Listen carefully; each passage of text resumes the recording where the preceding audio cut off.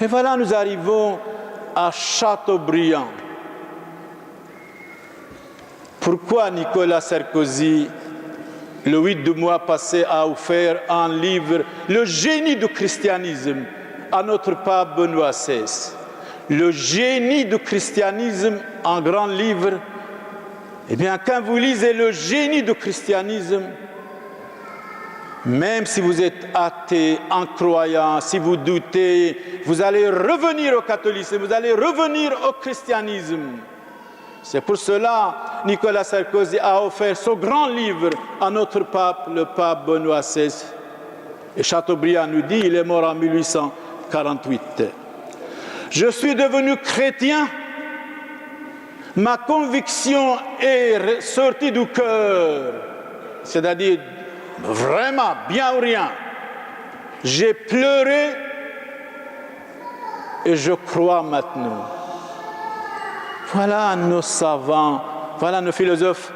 Venons à notre philosophe Alexandre, Clément d'Alexandrie. Alexandrie, c'est une ville en Égypte.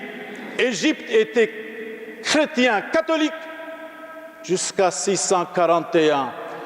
À partir de 641, cette ville, ce pays a été balayé par l'islam. Balayage complet, massacre total.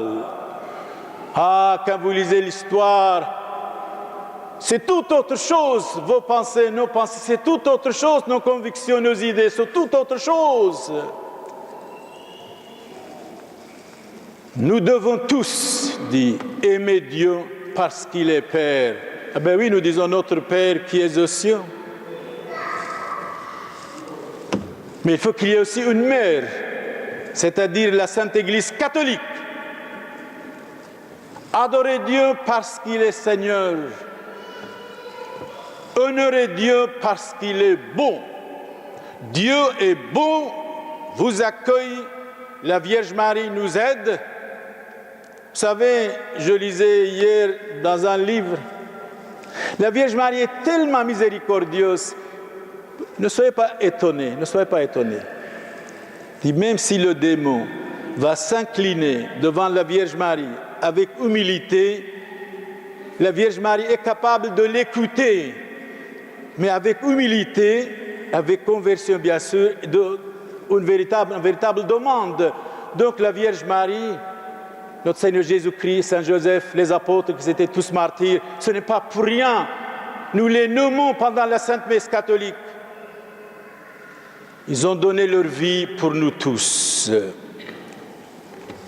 Un pape à Rome, mort en 604, il n'y a pas de liberté là où règne le péché, le mal, le désordre. La liberté est le premier du bien des êtres humains. Vous êtes libre ici de venir ou pas. Mais il n'y a personne qui peut vous empêcher. Le moment de la dictature, c'est terminé. Et même ici, vous venez ici, vous ne venez pas, vous êtes libre. Totalement libre. Personne ne peut vous empêcher.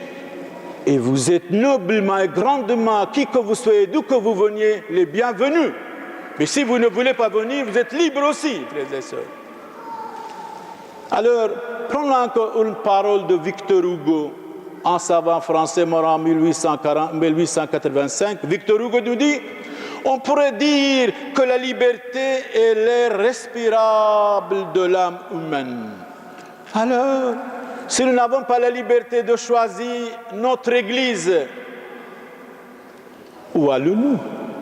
Personne ne peut vous empêcher, ne peut vous noyer, ne peut noyer votre liberté de venir ici ou ailleurs. Vous êtes libre de choisir vous-même, frères et sœurs.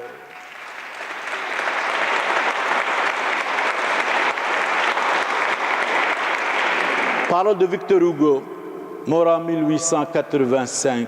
On pourrait dire que la liberté est l'air respiré, respirable de l'âme humaine. Donc, selon notre vénérable évêque, si quelqu'un vient ici, s'il est catholique, s'il est converti depuis 20 ans, s'il me suit, je ne peux pas l'aider, ou je peux le chasser, mais c'est inacceptable moralement, socialement, spirituellement. On dirait que quelques évêques ont perdu leur identité ou leur foi catholique. C'est vraiment dommage et regrettable. Nous prions pour eux, pour qu'ils reviennent à notre Seigneur Jésus-Christ, à la vraie foi catholique.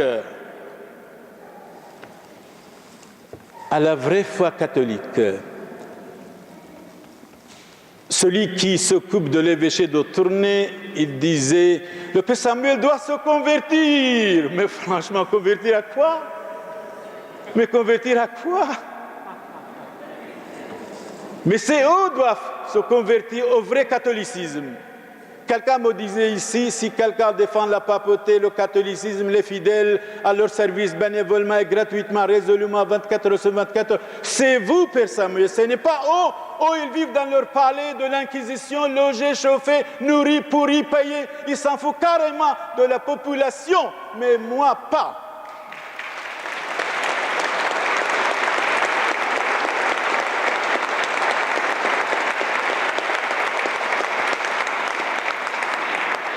Et ce monsieur, il disait, regardez, le patriarche de Père Samuel, il y a 35 ans, il nous a écrit une lettre, il y a 35 ans. Il dit, mais il n'avait pas d'orphelin et le Père Samuel parlait des orphelinats. C'est ce patriarche même. Il m'a envoyé pour aider les orphelinats. C'est le patriarche même, il a signé une vingtaine de factures. Merci Père Samuel, vous avez aidé nos orphelinats. C'est le patriarche même et son auxiliaire ont 40 ans de reçus pour les orphelinats, pour les orphelins, frères et sœurs. Je pèse mes mots et je ne mens pas.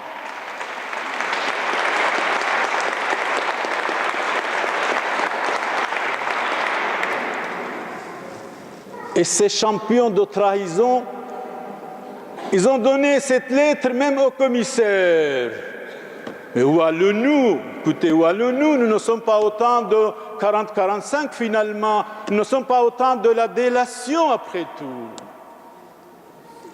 Un philosophe allemand s'appelle Leibniz, mort en 1716, disait ceci. Il y a 3 choses que nous devons penser. D'abord, la foi et l'immortalité de l'âme. Et bien sûr, notre capital, c'est notre santé. Je demande au Christ notre Seigneur, à la très sainte Vierge Marie, que vous ayez une bonne santé, si vous avez des malades qui soient guéris, et si vous doutez, surtout, discernez entre le bien et le mal. Ne soyez pas des marionnettes, des girouettes, des hommes et des femmes influençables par les mensonges de la télévision. Quelqu'un m'a dit, la télé égale mensonge. Alors, et il ajoute confiance au Père Samuel. J'ai dit, je vous remercie, monsieur. Voilà, je vous remercie, frères et sœurs, pour vous tous, que vous soyez ici pour prier ensemble pour la paix du monde. Chacun de nous, nous devons nous corriger. Nous devons être adultes, pleins de maturité, et nous prions pour vous, pour vos enfants, pour vos familles, que la paix règne chez vous profondément. Seigneur Jésus, exaucez-nous. Valérie, vous m'avez dit, vous êtes la fiancée de Philippe. Dites une prière pour mon papa. Eh bien, nous prions pour votre papa qui soit dans le paradis céleste. Merci Valérie de m'avoir demandé cette prière. Donnez-lui le repos éternel. Seigneur Jésus, exaucez-nous. Profondément méditons et prions.